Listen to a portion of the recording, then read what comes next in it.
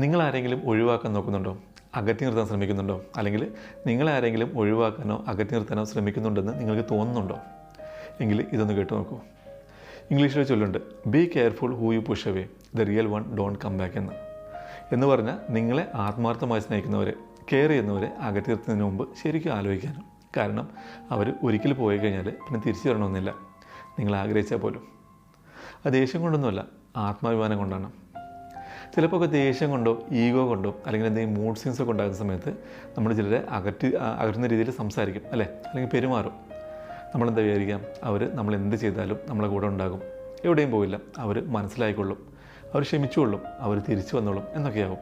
പക്ഷേ നിങ്ങളെ ആത്മാർത്ഥമായി സ്നേഹിച്ച, കെയർ ചെയ്ത, എന്തിനും നിങ്ങളുടെ കൂടെ നിന്ന ആളുകൾ നിങ്ങൾ മോശമായി പെരുമാറിയാൽ അല്ലെങ്കിൽ ഒഴിവാക്കുന്നതെന്ന് തോന്നിയാൽ നിശബ്ദമായി ഒഴിഞ്ഞു പോകും എന്നേക്കുമായി. അത് നിങ്ങളെ വേദനിപ്പിക്കാനൊന്നുമല്ല, അവർ ഇനിയും വേദനിക്കാതിരിക്കാൻ, അവരുടെ മുറിവ് ഉണങ്ങാൻ.